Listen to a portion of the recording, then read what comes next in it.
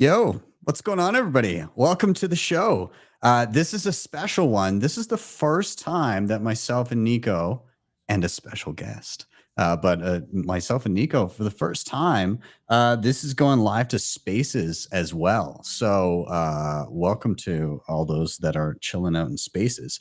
We are also streaming live, or Nico is streaming live from Unconfiscatable down in Vegas. I wish I could have been there for it. My sister is coming into town for an early Christmas, and I get to see her like once a year. So unfortunately, I couldn't be down there. But I'm beaming my tip signals to Nico and maybe our special guest from afar. And yeah, we're going to dive into it. Anyways, nonetheless, this is live and dual live from across the globe. So anything can happen. So I defer to my good friend Bill here. We'll do it live. Okay. We'll do it live. Fuck it. Do it live. I'll write it and we'll do it live. Thing sucks. Of course, if you have not already, please do like, subscribe, share, all those things. They help a ton. You can tap that little like button just below on the screen. You can give this a share on whatever socials you happen to be on. And of course, please do subscribe. I'm on the warpath to 100K subscribers. I hope I can pull it off by the end of 2024. So help me get there. Tap that subscribe button. I am Ben with the BTC Sessions. This is your Simply Session.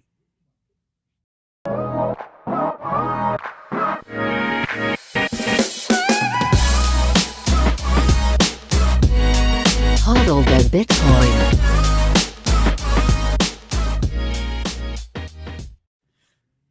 Before we bring in Nico and our special guest, let's take a quick look at where we are in the market today. This is timechain-calendar.com. Also, I am bringing up the live YouTube chat over on the right-hand side of the screen. From now on, all of your comments will be shown live for the world to see, for better or worse. Anyways, back to timechain-calendar.com. We're sitting at 43,213 US dollars per coin. A single US dollar will pick you up 2,314 sats. A little bit different from last week. Less sats. Stack them all you can.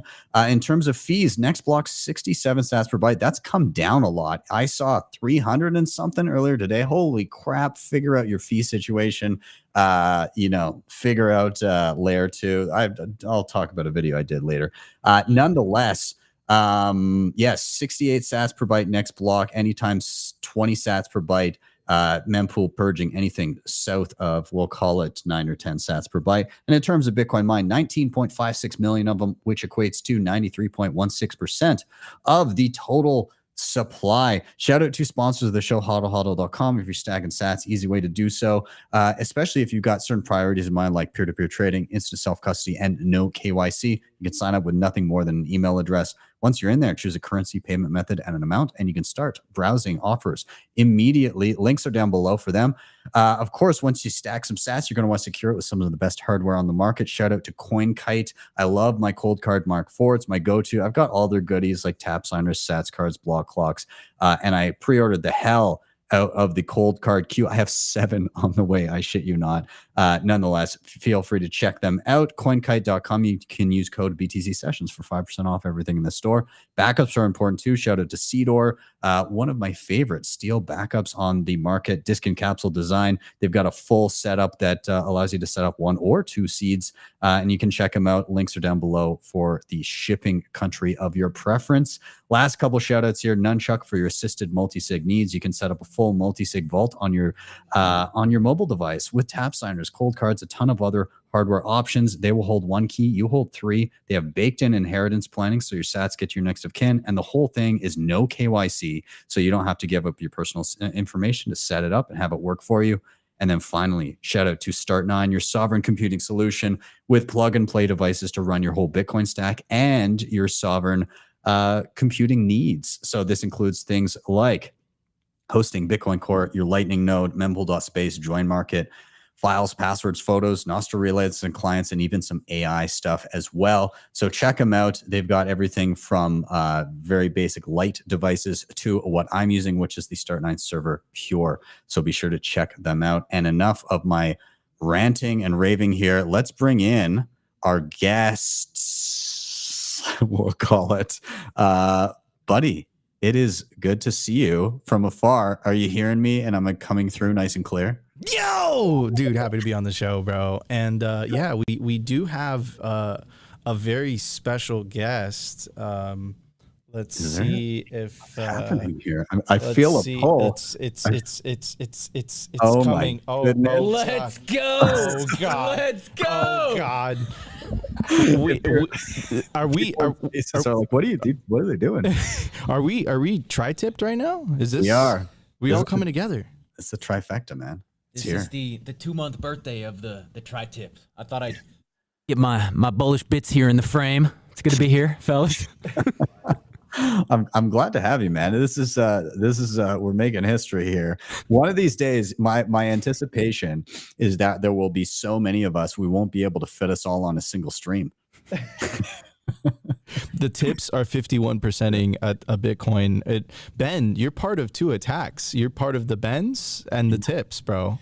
Yeah. Soon. What's going on? I mean, eventually you'll be part of two attacks too, because you have to change your name legally. Is that part of the deal? Anyways. By the way, 100K by end of 2024. Why so bearish, man? I mean, it's hard out here for an educator. I'm not telling people how rich they're going to be every single day, although the title of today's show has to do with Adam Back calling 700K. but that's a cop out, though. Yeah. If Adam Back says it, it's okay. Yeah. But like at the end of the day, when you're, people love when you tell them how rich they're going to be. People are at best lukewarm when you tell them how to take some personal responsibility. So it's a slow grind to get there, but it's going to happen. I'm confident. I believe in you. 100%. I think it's going to happen sooner than later. If Adam Back says it, we have the get out of clickbait free card. I think so. Well, I'm gonna bring up your I'll bring up your screen and we can dive into what's been going on. What's the drama? What's top of mind? Let me know, man. So the monetary demons, man. The monetary demons are striking back. First, I just want to point out Elizabeth Warren's face. And that's the same face that, like, I think it was like during like the Iraq war or something, there was like some general when they got like Saddam Hussein or something, and they were like, ladies and gentlemen, we got him. And then like the whole like room clapped. Yeah. She's making that same face. She's like, this is my moment. I finally won. Like, you can tell she is so happy. And what am I referring to? I'm referring to Jamie Dimon, who's the CEO of like one of the largest banks, if not the largest bank in the country, basically saying the choir part out loud. Let's check out the video. I've always been deeply opposed to crypto, Bitcoin, etc.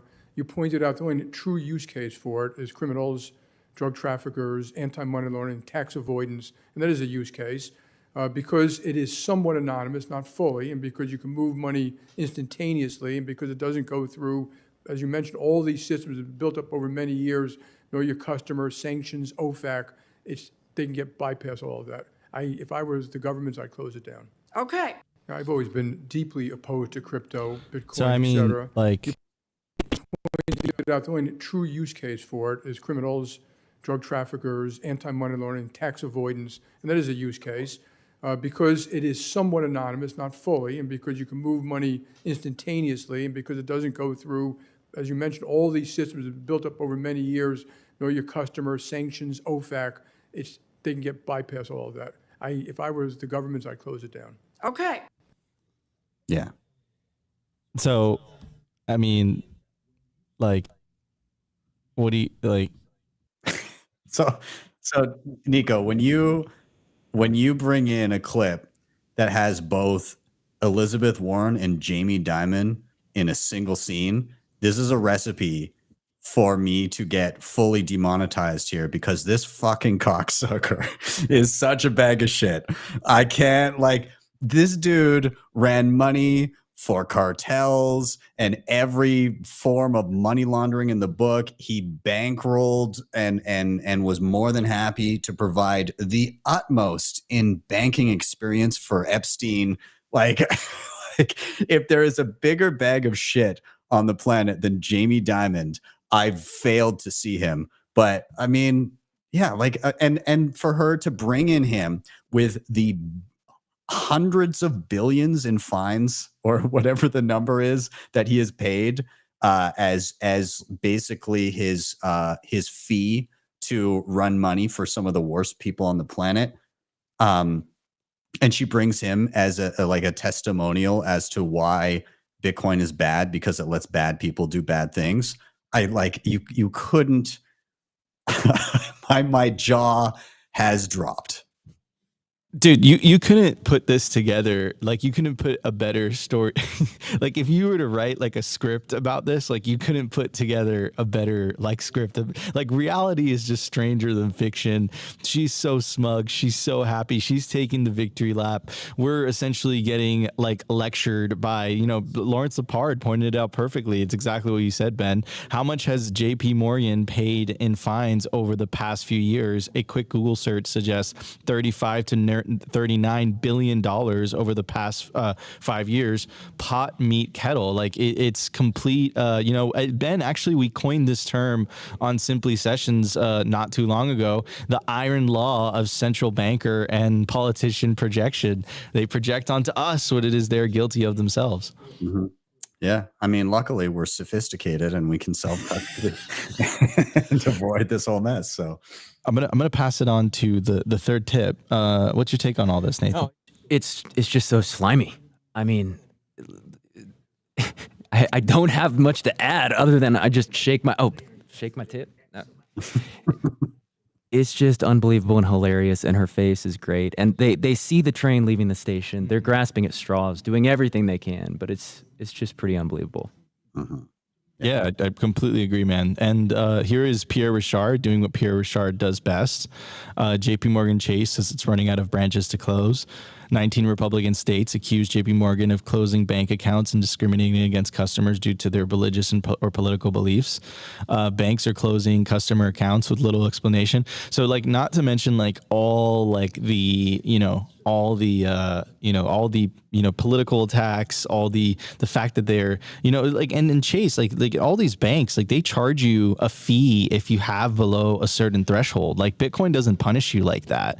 So, like, who are these people to, basically like take this stance? And this is a great article by Blaze, and it's basically describing the series of events that have happened over the last couple of weeks or so.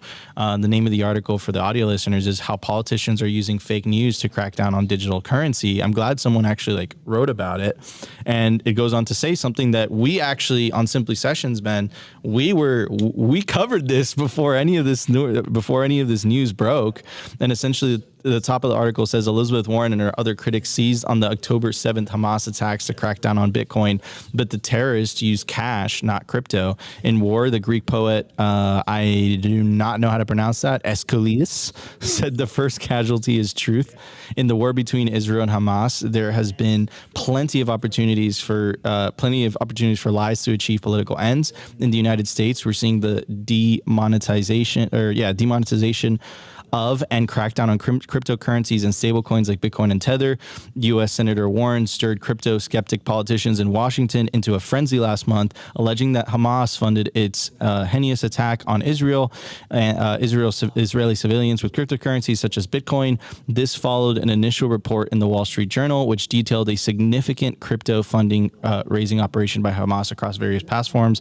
There were congressional hearings, press releases, and letters dispatched to various elements of the national security establishment into the Biden administration itself, seeking to understand Hamas' use of cryptocurrency and how it could move money undetected. Warren penned a letter with 28 other senators and 76 House members demanding answers on the alleged $130 million in crypto used by Hamas, relying on the Wall Street Journal's article, which by the way, I don't believe that was a coincidence. The only problem is that the story was false, or at least it was overblown. And Senator Cynthia Lummis came out with a great, graphic that we've been using for the past couple weeks on Simply Sessions, and essentially the graphic speaks for itself.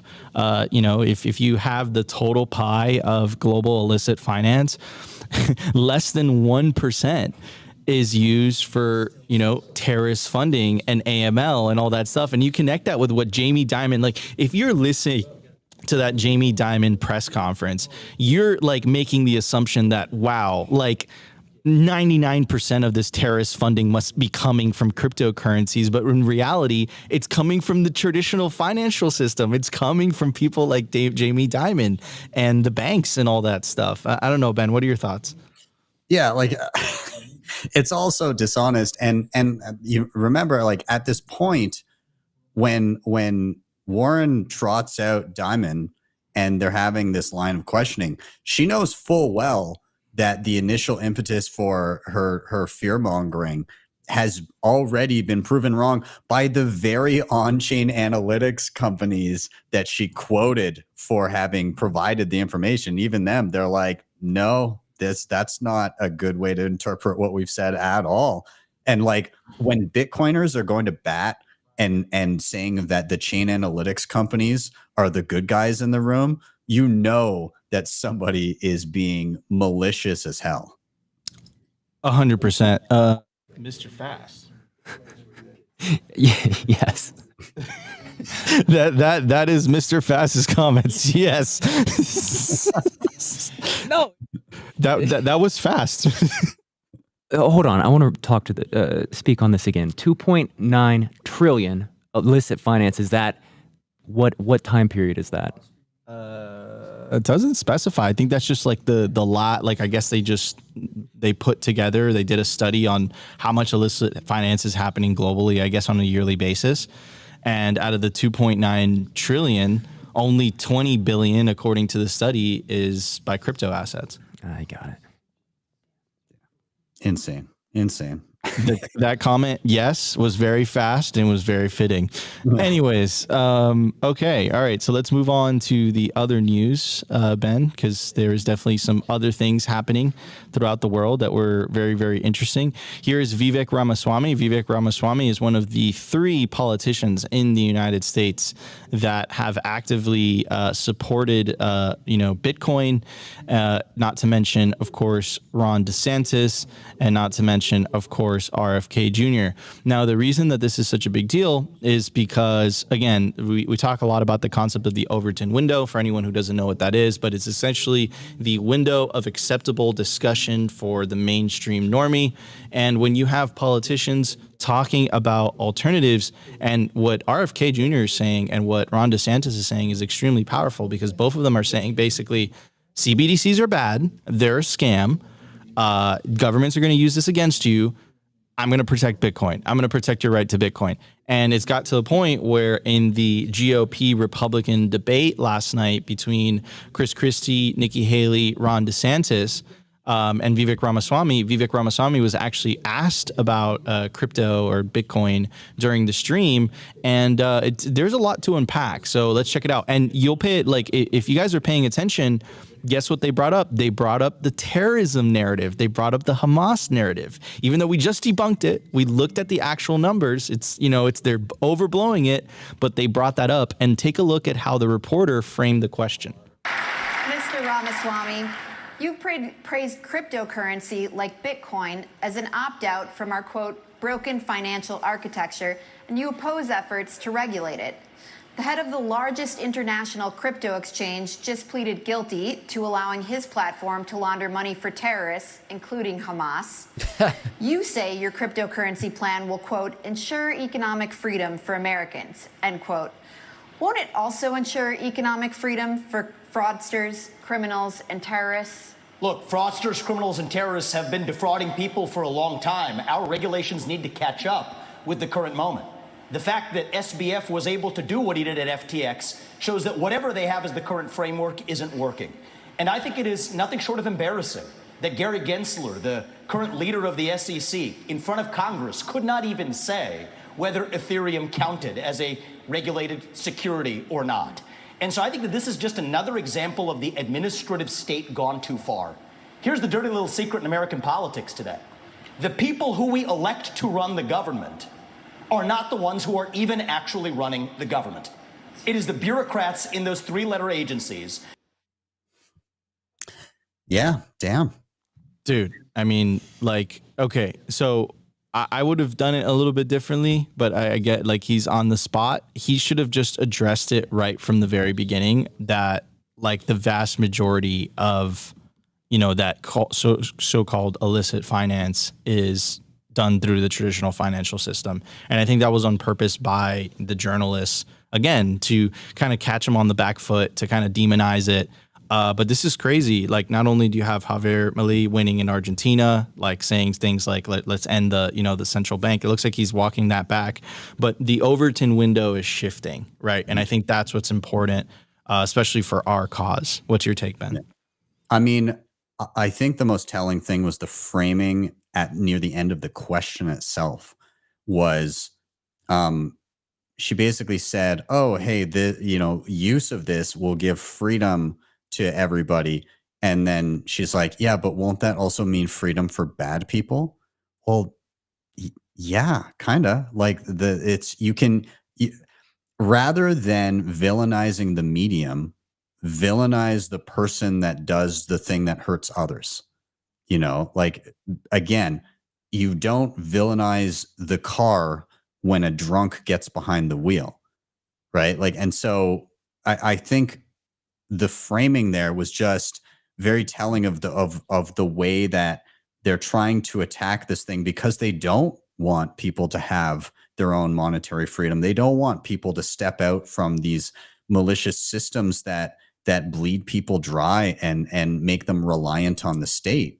They want people to stay asleep at the wheel, and they want you to feel that you need them in order to survive and enjoy any semblance of a happy life. And they want you to be afraid of the idea that, well, if you do get some freedoms, then these bad people are going to take advantage of those freedoms. So we just need to remove those freedoms altogether, and we'll take care of you. No worries.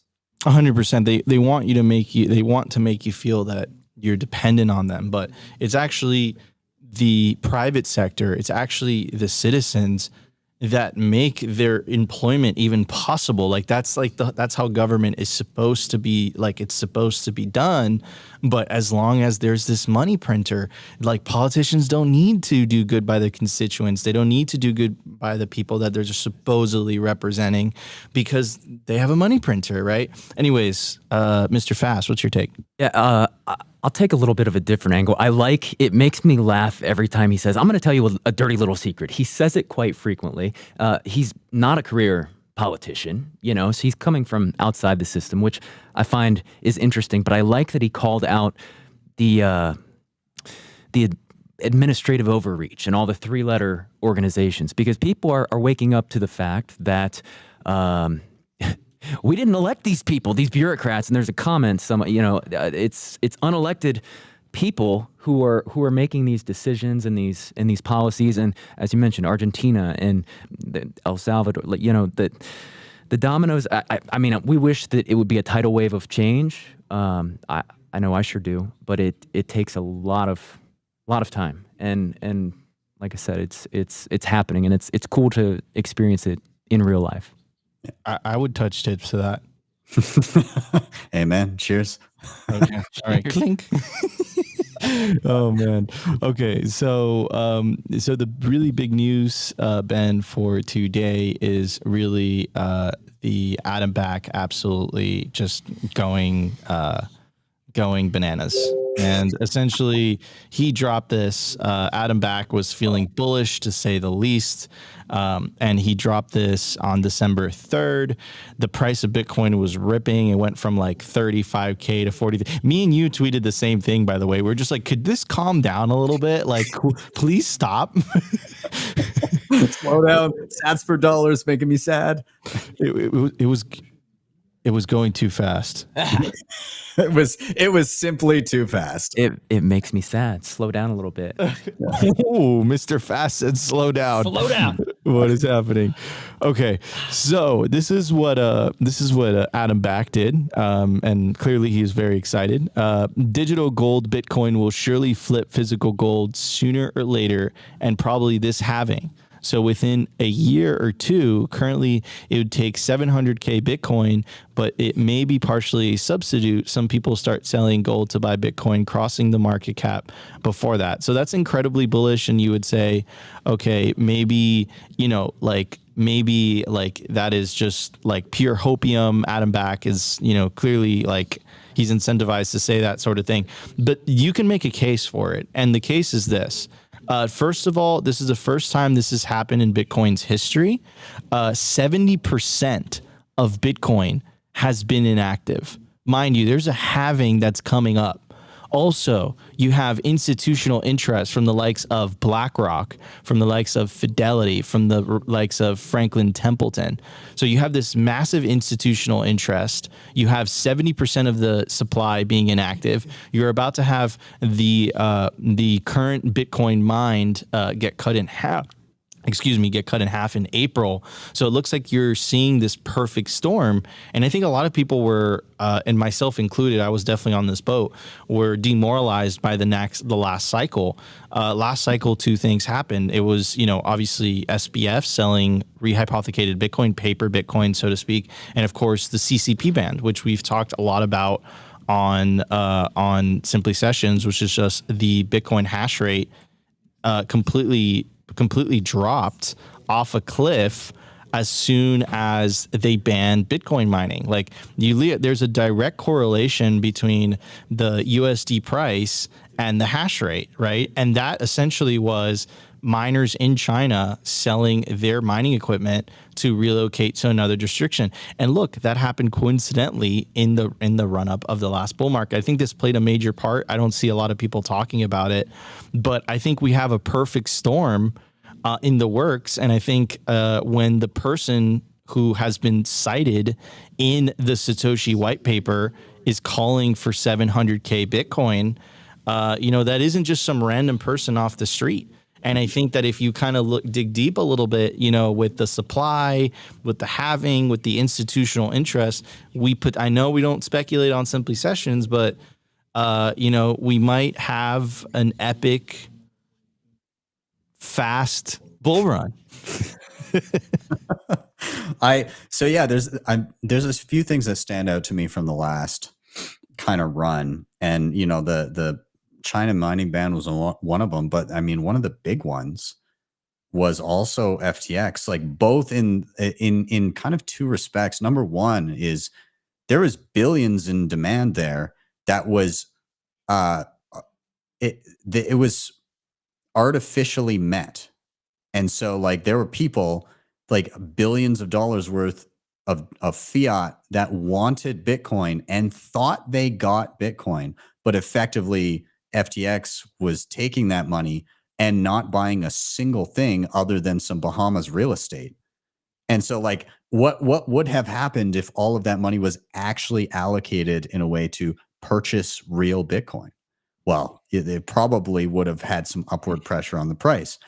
Number two, on the flip side of that, the freak out and the absolute washout from the implosion of FTX, that really put a lot of pressure, I think, on a lot of miners and may have allowed us to or allowed the miners that are the most efficient to really kind of bolster their operations. The ones that were gonna fail with the halving may have actually already washed out, and so you don't have that, perhaps might not have that added selling pressure with the halving. And so I don't know. I think there's a number of things that we kind of got the worst of the worst with that, and it may kind of slingshot on the opposite side of this halving to have an effect. Like everybody's expecting diminishing returns, and maybe, but also maybe not. And I don't know where I sit with this. Like I would not be surprised either way, but Bitcoin has a way of doing the opposite of what most expect. And so like I don't know if you guys saw it, and I won't name the person, but there's a video the other day basically proclaiming this is exactly what will happen. You'll get some, we're going to get a 12 to 18 months after the halving, we will get a magnificent bull run in Bitcoin.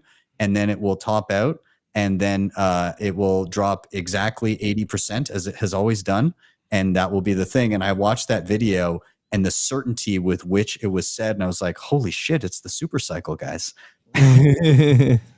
Yeah, man. Oh man, dude, this is so fucking crazy. This is NGU, and then all the peripheral things that NGU is causing the politicians and the bankers to melt down in the process, because they can't deny, like, even like you see like the central bankers get upset about this, and they're just like, Bitcoin isn't worth anything. Well, no, it's actually the market actually currently values it at $43,244. So just because you think it's not worth anything, clearly other people don't think that. And, watching it pump, we all get wealthier. No, actually, I don't own any Bitcoin, so not me. But, and I know you don't own any Bitcoin, Ben, because you're not sophisticated enough. Never. Mr. Fast is definitely a giant whale, but, I'm getting my first Bitcoin right after Simply Fast sessions by scanning this bad boy. Can I chime in here? Yeah, of course. So this tweet, as you guys were chatting, I had a flashback.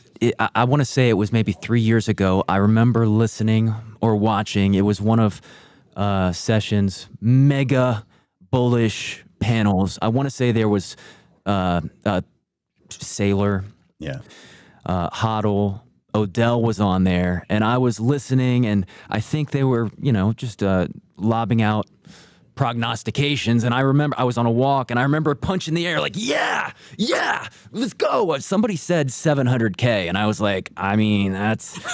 And I think somebody else said, why so bearish? So it makes me uneasy. I mean, who am I to question Adam Back, cited in the white paper? But again, if everybody expects something, it'll probably go the other way. But if everybody expects it to go the other way, I mean, you don't know. All I know is that it typically takes the path of max pain. So I'm prepared, and I'm cheering along. I mean, this is, like somebody said in the comments, this is bearish compared to some of the, I mean, you got $1 Million. I saw Urian from Fidelity. He put out something even more bullish. So you don't know. I'm cheering along. I'm excited to get my first sats here in a little while, and we'll go from there. Yeah, man. That was, bro, Mr. Fast. Clink. Ben, was that a dream, or did that actually happen? That mega bullish panel, you know what I'm talking about? Oh, it happened, yeah. So that was in 2021. That was in, I think, April of 2021, and I had been off. I took a week off or a couple weeks off, and I came back, and I was like, what would be my dream panel for my return show? And I listed 5 people, and the people were Michael Saylor, Jack Mallers, Preston Pish, Jeff Booth, and American Hodl, to add some spice. And Twitter made it happen. Twitter literally made it happen. People started tweeting, and then Jeff said yes right away. Preston said yes. And then I was like, Hodl, I got 2 of these guys. He's like, yeah, fuck it, I'm in. And then the green check marks started popping up. People are like, oh, we got 3 of them. And then Mallers chimed in, and then Saylor was the last one. He's like, all right, give me a green check, I'll be there. And it was insane. And yeah, man, what an epic time. Dude, wow. This is just a bullish episode. Bullish episode overall. Feeling extremely bullish. Anyways, so let's I think it's important sometimes to zoom out and to talk about what's at stake here. And the way that I say it really is, Bitcoin or slavery. And I think, we kind of have to look back and give a little bit of context why this is happening on a worldwide level, why we're seeing this level of censorship, why we're seeing this level of control by governments. And I was actually listening to the Fiat Standard on the way here on audiobook, and it's extremely interesting how much Fiat misaligns the incentives of society. And Jeff Booth has such a great way at pointing this out. I think I forget what podcast he went on the other day, and he was just like, yeah, they're censoring and they're doing all of this stuff And he says it here perfectly in this tweet, because broken money ensures the centralization of power by stealing the productivity through inflation that should flow to society in the form of lower prices. Then those enriched by the theft and subsequent power must control the messaging to keep it. And that's really important to keep in mind when you see these next couple of things, right? So here is the World Economic Forum, or I like to call it the Quintillionaire Conference, the global leader for tomorrow, on CBDC arrival. Let's hear what he or she has to say. Let's check it out. What underpins a world order is always the financial system. And what we're seeing in the world today, I think, is we are on the brink of a dramatic change where we are about to, and I'll say this boldly, we're about to abandon the traditional system of money and accounting and introduce a new one. And the new accounting is what we call blockchain. It means digital. It means having a almost perfect record of every single transaction that happens in the economy, which will give us far greater clarity over what's going on. It also raises huge dangers in terms of the balance of power between states and citizens. Most people think that digital money is crypto and private, but what I see are superpowers introducing digital currency. The Chinese were the first. The US is on the brink, I think, of moving in the same direction. The Europeans have committed to that as well. It's scary, man. I mean, like from my perspective, it's obviously the CBDCs. As she's sitting on the Quintillionaire Conference panel. Okay, then this is happening in Ireland, right? And of course, it's always for the common good. Let's check out what this Irish politician had to say. When you think about it, all law, all legislation is about the restriction of freedom. That's exactly what we're doing here, is we are restricting freedom, but we're doing it for the common good. You will see throughout our Constitution, yes, you have rights, but they are restricted for the common good. Everything needs to be balanced. And if your views on other people's identities go to make their lives unsafe, insecure, and cause them such deep discomfort that they cannot live in peace, then I believe that it is our job as legislators to restrict those freedoms for the common good. When you think, like, what I gotta say about that is, like, if you read this first, and yeah, I'll pull that up, Ben. And when you read this first, it just gives such great context as to why they're doing that. And Ben shot me something. It's a great movie, by the way. Ben, nobody's ever seen this. Go watch Hot Fuzz, because it's great. I love that movie. Yeah. It's so good. Yeah, this is what she sounds like, by the way. This is the only reason I want you to play it. Is this is what she sounds like? Let's check it out.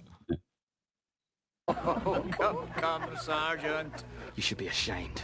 Calling yourself a community that cares. Oh, but we do care, Nicholas. It's all about the greater good. The greater good. How can this be for the greater good? The greater good.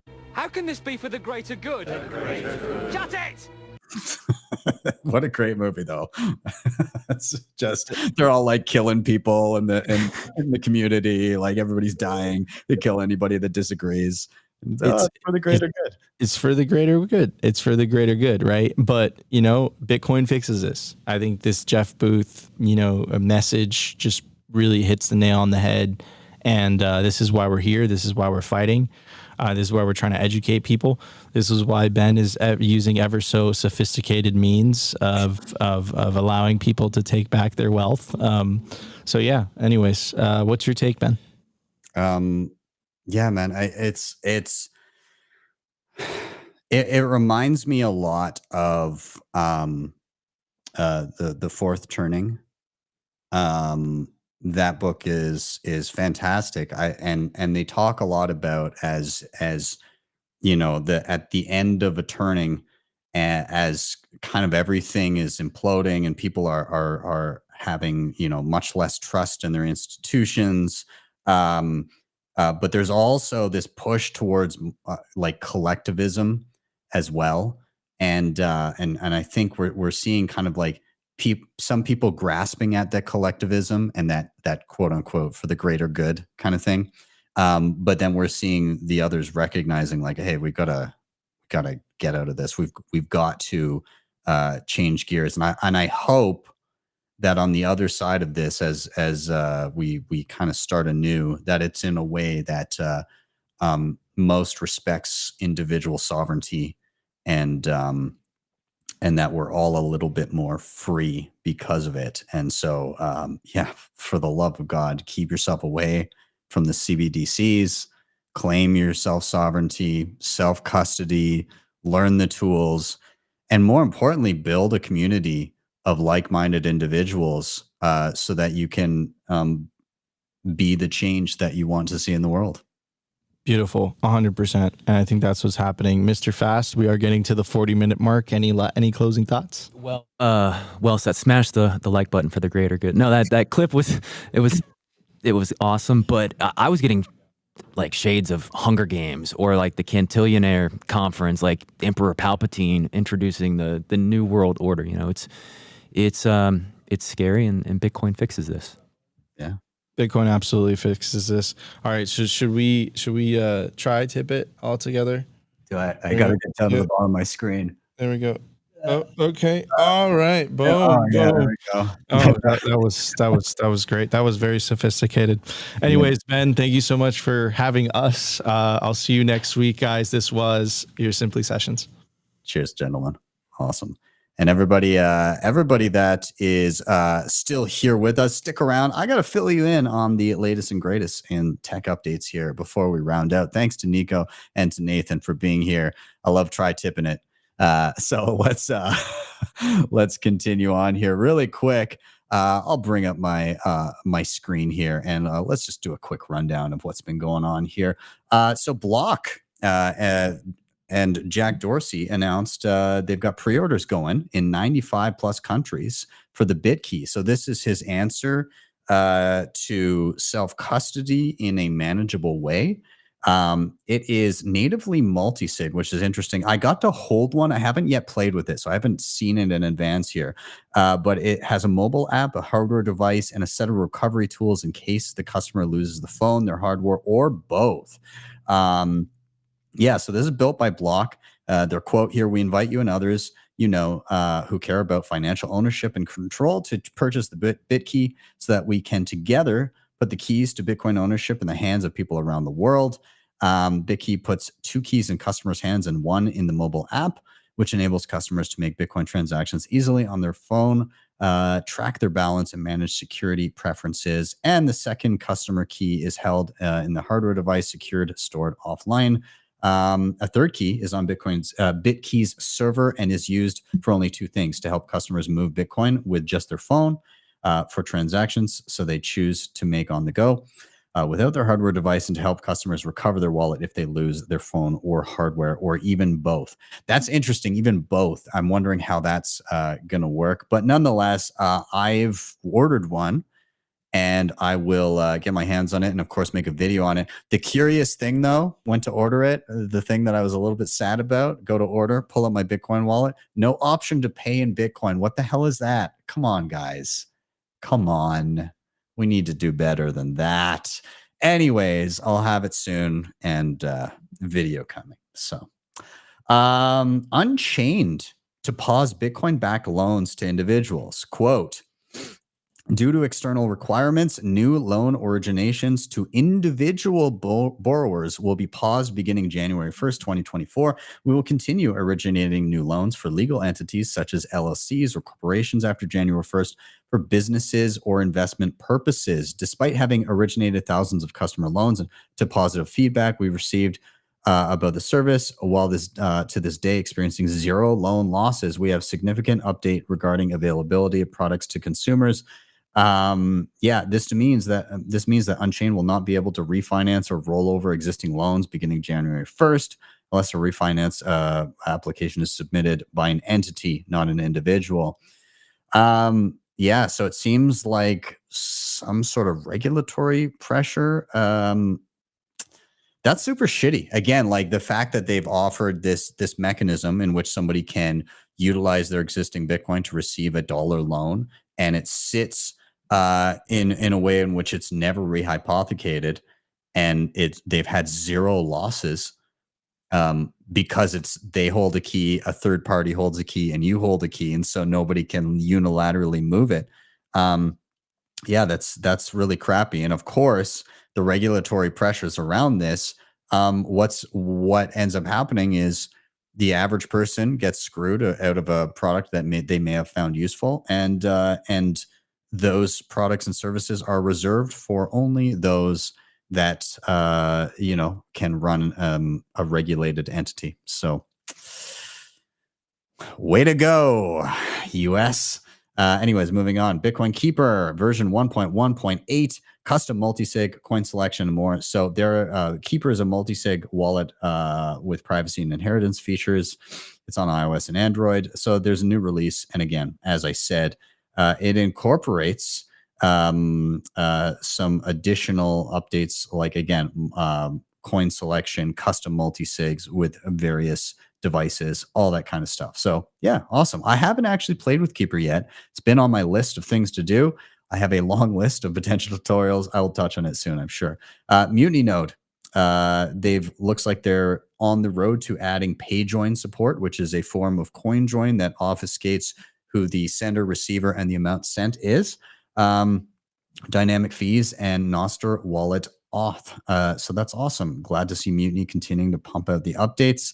And that's just a self-custody mobile progressive web app Lightning self-custody option, which is super awesome. So anyways, check them out if you haven't. I've done a tutorial, although they're pumping out features so fast, I'm sure it will be obsolete. My tutorial, that is, soon. Zeus 0.8.0 is here. This is the non-beta version. So if you're just in a regular app store, you can now download the new version of Zeus. This allows you to have an embedded LND node in your phone. It has their LSP with automated channel creation and everything, Zeus Pay and all of that. I've played around with it. I'll do a video soon. I love what they're doing. The one thing that I think needs a little bit of work is their Lightning address, the way it works in the back end. The fees were a little bit exorbitant when you were getting small amounts. And I get it. I think they've adjusted some of the fee structure around that.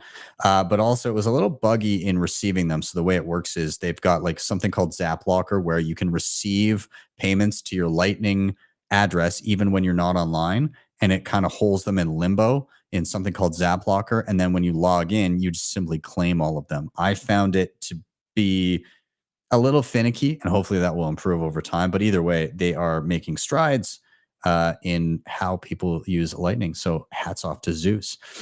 Primal debuts on the mobile app stores, and both for iOS and Android. So Primal is a Nostr client.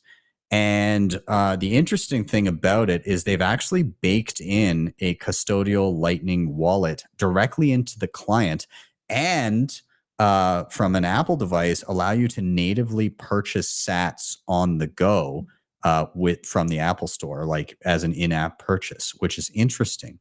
Now, the one thing that I found unfortunate when I was playing around with it is I could not, if I wanted to, I could not connect an external Lightning wallet if I wanted to anymore. And so you can do it, if I'm not mistaken, if you're doing it on Android, but you can't do that on iOS, is my understanding at this point. Maybe that will change. Either way, I guess it's an onboarding as an onboarding mechanism to get people to experience Zaps for the first time.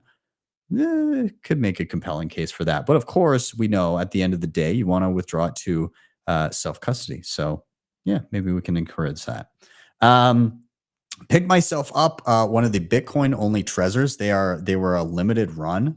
It just arrived the other day. So yeah, it's a Bitcoin only device, Trezor, and it's their new Trezor, which now has a secure element. So if you're familiar, beforehand, Trezor did not have a secure element on the device, which means that your seed could potentially be extracted from the device if somebody gained physical access. You could mitigate that risk by adding a passphrase, but nonetheless, the new device does have a secure element, and the one that I have is Bitcoin only. If you did not get one of the Bitcoin only devices that ships that way, you can also change the firmware on the device to be Bitcoin only after the fact.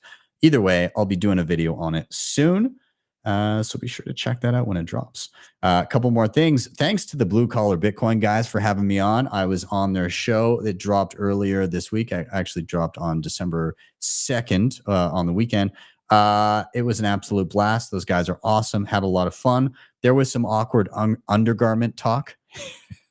But we also talk about UTXO management, multi-sig, all kinds of stuff. So it was a really good conversation. Love chatting with those guys, and they're going to be back for the Christmas show a couple weeks here. So looking forward to that. Also, fees have been wild lately, guys. Again, just looking at it right now, I think it was not so bad when we started off the show. It was only double digits. Yeah. So we're sitting at 71 sats per byte. But earlier I saw it at 300 and so on sats per byte. That is wild. So you need to prepare yourself, and you don't need to prepare yourself. Sure, like you got to do what you got to do when shit hits the fan. But if you can preemptively get yourself set up so your day-to-day spending, so you've got a mechanism through which you can still stack sats and DCA and do all this stuff without incurring on-chain fees on the regular, you need to do that. And so, I've got more or less my flow of what I'm doing right now, and I dropped a video on it just recently, and it's just called Secrets to Buying and Spending Bitcoin with Almost No Fees. And so I'm using a combination of both Lightning Network and Liquid Network, which a lot of people are very unfamiliar with. Oddly enough, Liquid is going to be much more familiar in comparison to on-chain regular Bitcoin transactions than Lightning was for most people to grapple with. Liquid is very, very similar in the way that it works, in that you can just send to an address and off it goes. There's blocks of transactions being mined. Being mined is the same type of mechanism. There's blocks of transactions that get confirmed, but you can also secure it with hardware. It's very familiar to using regular on-chain Bitcoin. There's trade-offs with it. It's better than having it with a single exchange. It's better than having it in a custodial Lightning wallet. It is not as good as having it full self-custody on-chain. So it's somewhere in that gray area. I won't go deep into how it works, but you can check out that video, and I do describe it further in detail there. And I really encourage you to at least explore that as an option, but really start to think about, how can I efficiently use Bitcoin in a way where if fees are up, I'm not going to get pummeled on like a $50 DCA for an on-chain transaction that costs me $20. Yeah, you definitely need to check that out. And thanks to Think Orange in the comments saying that the Liquid tutorial was awesome. So I appreciate that. Anyways, last couple things. I would love you guys to help me amplify this. We've got a ton of people in the room right now, so please do.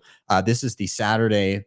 I was calling it the Saturday Sat market. We're just calling it the Saturday market now. But it is a Bitcoin-focused market promoting a local spending and a circular economy. I am launching it here in my home city of Calgary, Alberta, Canada. If you are not from here, it doesn't matter. I would still love you guys to help amplify this, because if it is successful, we hope to make a full blueprint of how we did it. And we hope to enable people from around the world to replicate it. And we also maybe potentially might like to take this thing on the road. And so if you can help this first one be a success, it would be greatly appreciated. Where can you find it? You can find it, number one, on the Orange Pill app, which helps connect you with local Bitcoiners. You can search it in the events there, but it is called the Saturday Sat Market on the Orange Pill app, and it gives all the details and everything. But you can also, if you're not yet on Orange Pill app, you can find it on meetup.com. And again, the Saturday Sat Market is what it will be listed as, and you can find it there. Basically, we got like 30 vendors so far that have all said they're going to come, and they're offering all kinds of different things for Bitcoin. And the goal was to have regular everyday things that people want and need that they can purchase with Bitcoin. This comes from almost a selfish place for myself. I earn Bitcoin. I live on Bitcoin. I use services to jump through hoops to make that possible, which I'm very thankful for. But if you can make a resilient local circular economy, then that's where Bitcoin wins. That's where you win as a Bitcoiner, because that is unshakable when you have relationships with people that you know that you can build something with and you can rely on, because They can kick in the door to a market and tell you you're not allowed to do it. But if you have relationships with people, that's the important thing, and that's what we need to build. And we're doing it. We're doing it here. So let's take the initiative. Please do share that out. I have it pinned on my Twitter as well. I've shared it to Nostra as well. I would love you guys to share it everywhere and help amplify it. If you are in the area and you want to be a merchant, we would love to have you. Please reach out to contact@btcsessions.ca. If you just want to show up, just show up. No charge to be there. No charge to be there as a merchant either. We want this first thing to be successful. So I am fronting the cost myself. Yeah, please do share it. I'm sharing it in the chat right now on YouTube. So please do give that a share on any social media that you may be on, and let other people amplify it as well. And yeah, let's make it happen, guys. Thank you so much for the support. There's been an outpouring of it, and I hope we can do this just everywhere. If there's not another SAT market in 2024, I will have failed. So let's do it. And then finally, last little thing I'm going to toss out there. Why are we bullish tomorrow? I'm very excited about this. So we've got Andre, who is putting on Bitcoin Atlantis in Madeira coming up in March. So he's going to be there. We've also got Gigi. I haven't seen Gigi on a show in a while. And so I'm very honored that he's taken the time out to come on an episode of Why Are We Bullish? What an absolute legend that guy is. 21 Lessons. If you haven't read it, it's spectacular. So anyways, Gigi's coming. And of course, Pablo as well. And he's got his hands in all kinds of things. I'll let him tell you about what he's up to in the show tomorrow. But between Andre, Gigi, and Pablo, it's going to be a good time. And I hope you can join me tomorrow at 6 p.m. Eastern time for Why Are We Bullish?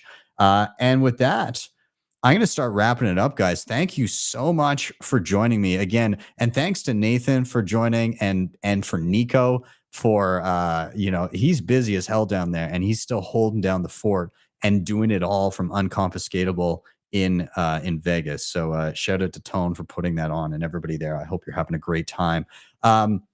Anyways, to wrap up here, if you want to help the show, of course, like, subscribe, share. I'm on that warpath to 100,000 subscribers, so that's a huge help. Smash that like button down below. You can hit up the previously mentioned sponsors, HODL HODL, CoinKite, Seed, or Nunchuck, Start9. They're down, all down below.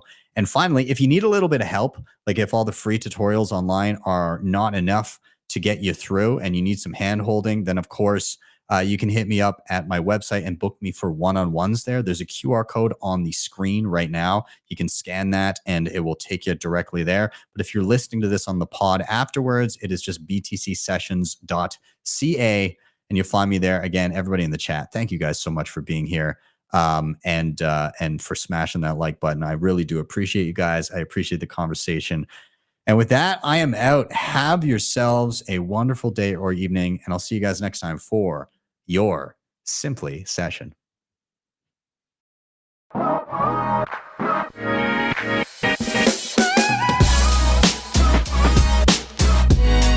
Hodl the Bitcoin.